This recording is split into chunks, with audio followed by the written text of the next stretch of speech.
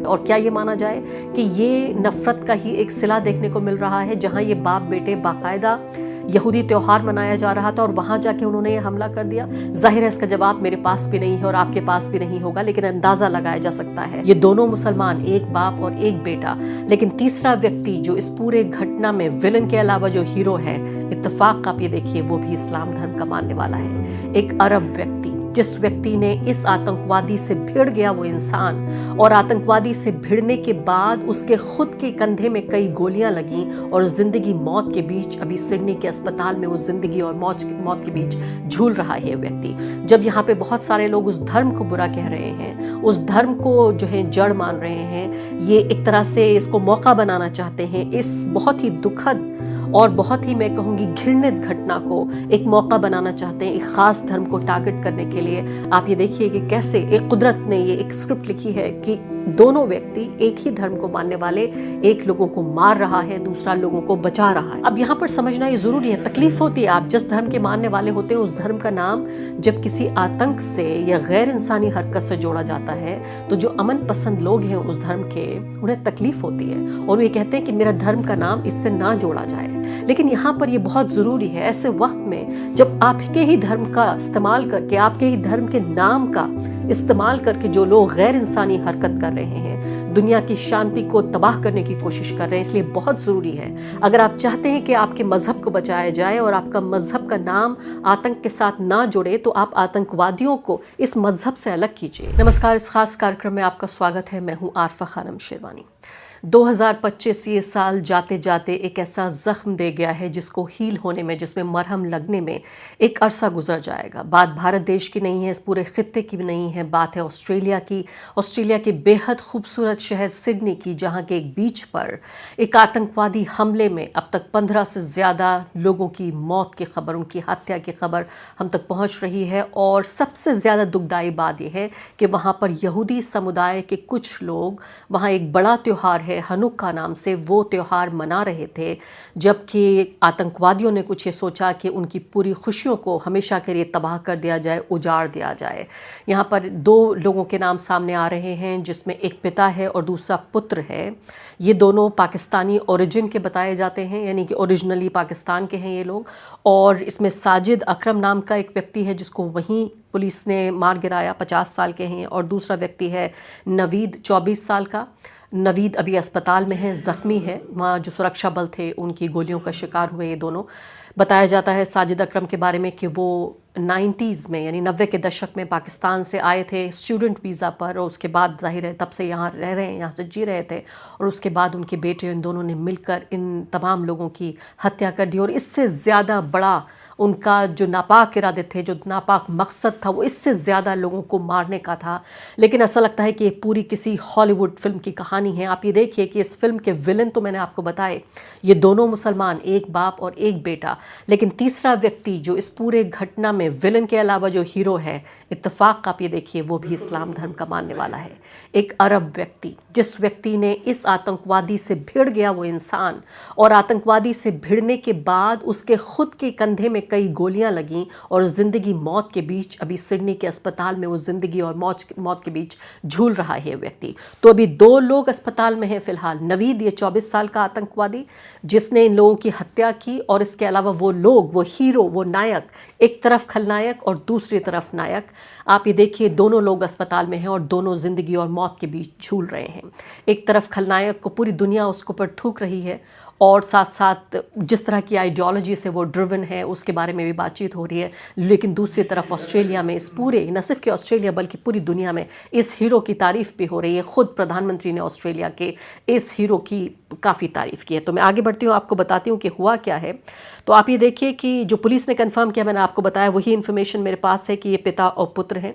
और सीन पर ही मर गया जो पिता था, 50 साल का साजिद अकरम, और इसके अलावा क्रिटिकल हालत में, कंडीशन में हॉस्पिटल में हैं जो इनके पुत्र हैं, यही साहब जो खलनायक हैं। इसके अलावा आप ये देखिए ज्यूश कम्युनिटी के ऊपर ये हमला हुआ है, और 10 साल की एक मासूम बच्ची, उसको भी मौत के घाट उतार दिया गया।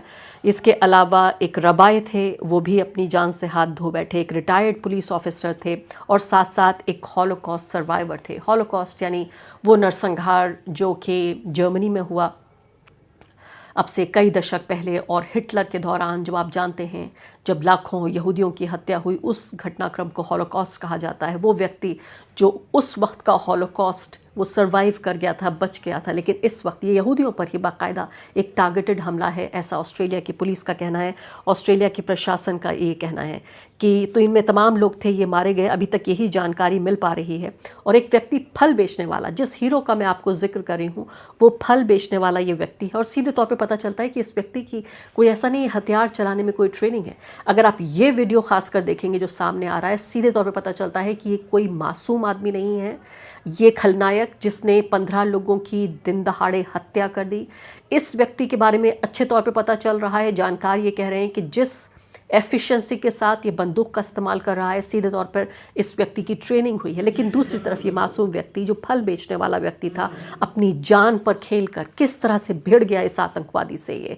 और जिस पॉलिटिकल एक धर्म के नाम का इस्तेमाल करके, वही धर्म है दोनों का, जिस धर्म का नाम का इस्तेमाल करके ये व्यक्ति नफरत से इतना भरा हुआ था कि उसने 15 लोगों की हत्या कर दी, उसी धर्म को मानने वाला दूसरा व्यक्ति अपने ही धर्म से ड्रिवन होकर उसने उसका बचाव किया, यानी आम लोगों को बचाने की कोशिश की। और कहा यह जा रहा है कि अगर इस आतंकवादी से ये भिड़े नहीं होते, जिनका मैं यहाँ पे जिक्र कर रही हूँ, जो ये हीरो हैं, अहमद अल अहमद नाम है, नहीं भिड़े होते तो हो सकता है 15 नहीं 30-45 न जाने कितने लोगों को ये मौत की गोद में ये व्यक्ति सुला देता।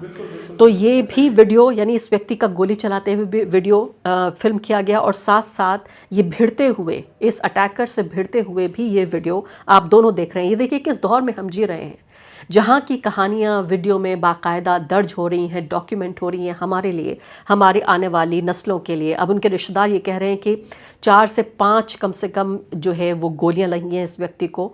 और वहाँ जो पुलिस है ऑस्ट्रेलिया की, वो ये बता रही है कि ये जो व्यक्ति है गनमैन, यानी ये दोनों जो लोग हैं, ये कह रहे हैं कि इस्लामिक स्टेट ग्रुप के, यानी IS ग्रुप से इनका संबंध है। और एक रिपोर्ट ये भी आ रही है कि IS के झंडे इनके गाड़ी में मिले हैं, ये भी बताया जा रहा है कि इनकी कार में मिले हैं। अभी तक यही इन्फॉर्मेशन मिल रही है। प्राइम मिनिस्टर जो एंथनी एल्बनीज़ हैं, उन्होंने ये कहा है कि जो अटैकर है वो किसी टेरर सेल का हिस्सा नहीं है। ये खुद प्रधानमंत्री का बयान है। लेकिन सीधे तौर पर हम साफ तौर पर ये कह सकते हैं कि जो मोटिवेशन है उनका, जो प्रेरणा उन्होंने ली है, वो एक्सट्रीमिस्ट आइडियोलॉजी से ली है, जो अतिवादी उग्रवादी आइडियोलॉजी है, विचारधारा है, उससे लिया है। अब इसके अलावा जो आम लोग हैं वहाँ पर देखिए, वो भी खून देने के लिए अस्पतालों के बाहर लाइन लगाए हुए हैं। वही है, एक तरफ जब आप गैर इंसानी हरकतें देखते हैं और दूसरी तरफ आप जब इंसानियत का पूरा माहौल देखते हैं। जैसे मैंने कहा कि नायक और खलनायक, उन्हीं कुछ सेकंडों में एक व्यक्ति, दोनों ही लोग एक ही धर्म के मानने वाले, जब यहाँ पे बहुत सारे लोग उस धर्म को बुरा कह रहे हैं, उस धर्म को जो है जड़ मान रहे हैं, ये एक तरह से इसको मौका बनाना चाहते हैं, इस बहुत ही दुखद और बहुत ही, मैं कहूँगी, घृणित घटना को एक मौका बनाना चाहते हैं, एक ख़ास धर्म को टारगेट करने के लिए। आप ये देखिए कि कैसे एक कुदरत ने ये एक स्क्रिप्ट लिखी है कि दोनों व्यक्ति एक ही धर्म को मानने वाले, एक लोगों को मार रहा है, दूसरा लोगों को बचा रहा है। यही हमारे वक्त की विडंबना है। अब यहाँ पर हम देख रहे हैं आगे कि किस तरह से ये भी बताया गया कि ये नवीद नाम का जो व्यक्ति है, 2019 में भी इसके ऊपर जांच हुई थी, लेकिन पाया गया कि इसका कोई ख़ास इससे ख़तरा नहीं है, इसलिए उसको जाने दिया गया। इस बात पर भी कई लोग एतराज़ जाहिर कर रहे हैं कि क्या वहाँ की जो इन्वेस्टिगेटिव एजेंसीज़ हैं पूरी तरीके से क्या सावधानी उन्होंने नहीं बरती। अब यहाँ पर आ जाते हैं आइडियोलॉजी की जो बात हो रही है। सबसे बड़ी बात तो आप ये देखिए कि ज्यूश कम्युनिटी पर यह हमला लगातार हम देख रहे हैं 2023 से, जब से ये पूरा नरसंहार जो इजरायली सरकार कर रही है, इजराइल के प्रधानमंत्री नेतन्याहू कर रहे हैं गज़ा के लोगों का, फ़िलिस्तीन के लोगों का, हम लगातार ये देख रहे हैं कि यहूदी, न सिर्फ कि इजराइल के रहने वाले लोग, न सिर्फ कि इजराइल की सरकार, बल्कि एक प्रतिक्रिया के तौर पर हम देख रहे हैं कि यहूदी लोगों के प्रति एक बड़े तबके में दुनिया के एक तरह की नफ़रत पनप रही है। इसके लिए यहूदी जिम्मेदार नहीं है, इसके लिए वो इजरायली जिम्मेदार हो सकते हैं जो नेतन्याहू को लगातार वोट देकर प्रधानमंत्री बना रहे हैं, उनकी सरकार को बचा रहे हैं, बना रहे हैं। लेकिन एक तरह से एक बाय प्रोडक्ट के तौर पर, एक प्रतिक्रिया के तौर पर, फ़िलिस्तीन में जो हुआ पिछले 2 साल में, हमने देखा हज़ारों लोगों की जो दिन दहाड़े, छोटे छोटे मासूम बच्चे, बुज़ुर्ग लोग, ऐसे लोग जो अपाहिज थे, ऐसे लोग जो ज़ख्मी थे, अस्पताल, साथ साथ स्कूल, कॉलेज, पुल, घर, सब कुछ तबाह बर्बाद किया जा चुका है। एक पूरे के पूरे सिविलाइजेशन रिएक्शन को ख़त्म करने की कोशिश की गई है। अब उसी के एक रिएक्शन के तौर पर हम ये देख रहे हैं कि दूसरी तरफ भी यहूदी समुदाय को लेकर एक तरह की नफ़रत पनप रही है। और क्या ये माना जाए कि ये नफ़रत का ही एक सिला देखने को मिल रहा है, जहाँ ये बाप बेटे बाकायदा यहूदी त्यौहार मनाया जा रहा था और वहाँ जाके उन्होंने ये हमला कर दिया। जाहिर है इसका जवाब मेरे पास भी नहीं है और आपके पास भी नहीं होगा, लेकिन अंदाज़ा लगाया जा सकता है। हालांकि ये बात कहना ज़रूरी है कि एक तरफ इज़राइल की सरकार है, एक तरफ इज़राइल के बाशिंदे हैं और दूसरी तरफ हैं पूरी दुनिया में रहने वाले यहूदी लोग, और इन दोनों को अलग करना बेहद ज़रूरी है। इन लोगों को एक साथ रखने में न आपकी भलाई है, ना ही वो तमाम शांति प्रिय लोग जो चाहते हैं कि दुनिया में शांति बनी रहे, सब सौहार्द से रहें, उनके लिए अच्छा नहीं है। दुनिया की शांति के लिए, जो वर्ल्ड पीस है, उसके लिए अच्छा नहीं है। आपको अलग अलग करना होगा। यहूदी लोग अलग हैं और इज़राइल की सरकार अलग है। तमाम यहूदी लोगों को फ़िलिस्तीन के जो लोग हैं उनकी हत्या के लिए जिम्मेदार ठहराना या उनके लिए नफ़रत पालना ठीक नहीं है। मैंने कल जब ये मुझे इंसिडेंट के बारे में पता लगा तो मैंने ये ट्वीट किया। उस पर कई लोग नाराज़ हो रहे हैं कि मैं इस्लामिस्ट क्यों कह रही हूँ। अब यहाँ पर समझना ये ज़रूरी है, तकलीफ़ होती है। आप जिस धर्म के मानने वाले होते हैं उस धर्म का नाम जब किसी आतंक से या गैर इंसानी हरकत से जोड़ा जाता है तो जो अमन पसंद लोग हैं उस धर्म के, उन्हें तकलीफ़ होती है और वो ये कहते हैं कि मेरा धर्म का नाम इससे ना जोड़ा जाए। लेकिन यहाँ पर ये बहुत ज़रूरी है ऐसे वक्त में जब आपके ही धर्म का इस्तेमाल करके, आपके ही धर्म के नाम का इस्तेमाल करके जो लोग गैर इंसानी हरकत कर रहे हैं, दुनिया की शांति को तबाह करने की कोशिश कर रहे हैं। इसलिए बहुत ज़रूरी है, अगर आप चाहते हैं कि आपके मज़हब को बचाया जाए और आपका मज़हब का नाम आतंक के साथ ना जुड़े, तो आप आतंकवादियों को इस मज़हब से अलग कीजिए। एक तरफ है इस्लाम, दूसरी तरफ है इस्लामिक और तीसरी तरफ है इस्लामिस्ट और फिर है पॉलिटिकल इस्लाम। इन सब के बीच फ़र्क करना ज़रूरी है। एक तरफ वो करोड़ों लोग हैं, वो अमन पसंद लोग, वो शांति प्रिय मुसलमान जो किसी की बुराई नहीं चाहते, अपनी ज़िंदगी जी रहे हैं, जितनी भी साधारण या असाधारण ज़िंदगी है। इस्लामिक वे ऑफ लाइफ उनका हो सकता है, अब उनकी ज़िंदगी में कितना इस्लाम है वो खुद तय करें। लेकिन ये जो इस्लामिस्ट हैं, यानी इस्लाम के नाम पर जो इस्लाम का एक शासन स्थापित करने का दावा करते हैं या इस्लामिक वे ऑफ लाइफ पूरी दुनिया पर थोपने का दावा करते हैं या एक तरह की सुप्रीमेसी यानी एक सर्वोच्चता स्थापित करने की कोशिश करते हैं और इस बात से भी बाज नहीं आते कि इसके लिए अगर उन्हें हिंसा का इस्तेमाल भी करना पड़े, तो इस तरह के लोगों को जो पॉलिटिकल इस्लाम को पॉलिटिकल इस्लाम बनाते हैं और इसलिए उनको इस्लामिस्ट कहना और उनको रिजेक्ट करना बहुत ज़रूरी है उस इस्लाम को बचाने के लिए जो इस्लाम करोड़ों शांति प्रिय लोग इस दुनिया में मानते हैं।